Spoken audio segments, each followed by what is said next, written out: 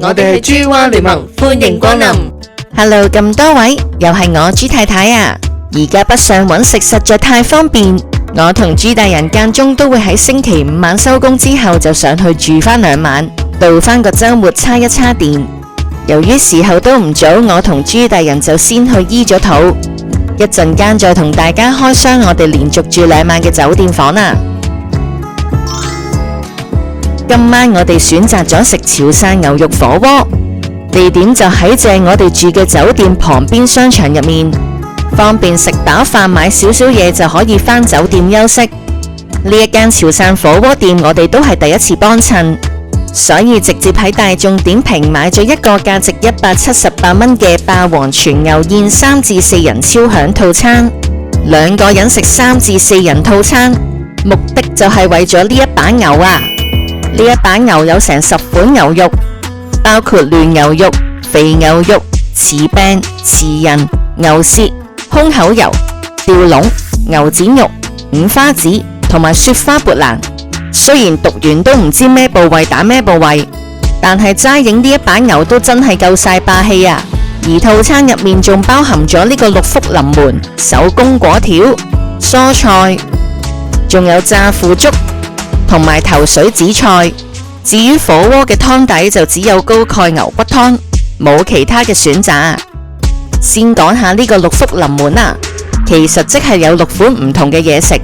不過當中就只有牛丸較為出色，其餘就好似平時打邊爐嘅火鍋料，冇乜特別。至於牛肉方面就真係好新鮮，我哋坐嗰個位可以望到師傅現場切牛肉，仲即切完就即上台。除咗而家豬大人錄緊嘅胸口油要錄1分鐘之外，其餘嘅牛肉都係建議錄8到10秒就可以食噶啦。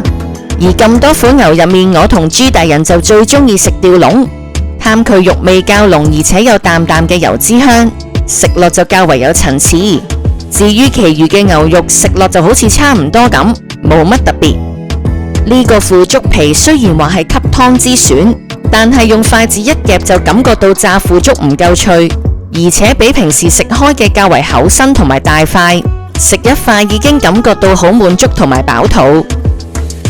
成餐飯入面，豬大人最欣賞嘅就係用頭水紫菜嚟整翻碗紫菜湯，仲加埋芹菜、炸蒜同埋蔥花，配上已經淥咗大量牛肉嘅牛骨湯，令原本看似平平無奇嘅紫菜湯味道同口感都得以升華。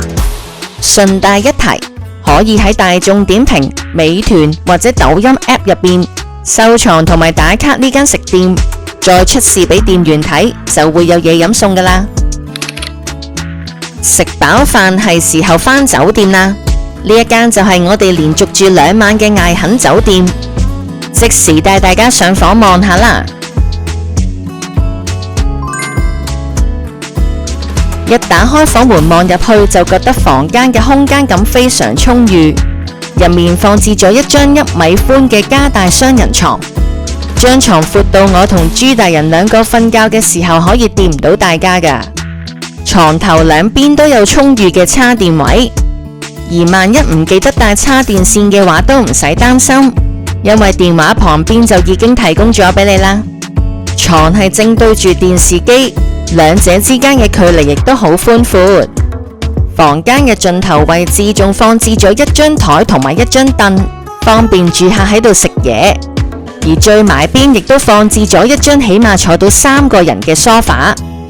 去返門口位置望下先，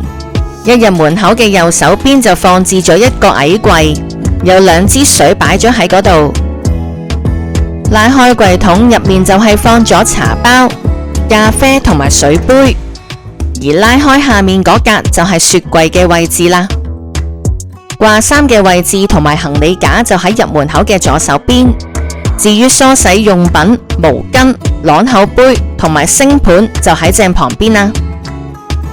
酒店亦都有提供到牙膏、牙刷、浴帽、梳之類嘅個人護理用品，如果冇帶嘅話都唔使擔心。而一次性拖鞋就放置咗喺櫃下面。至於座廁同埋淋浴間就喺入門口嘅右手邊，兩者設置喺獨立嘅空間，乾濕分離之餘又唔使同豬大人爭廁所用啊！多謝你睇到最後啊！如果中意我哋嘅製作，歡迎 subscribe 我哋。如果中意呢段片，就 comment、like 同 share 啦！拜拜。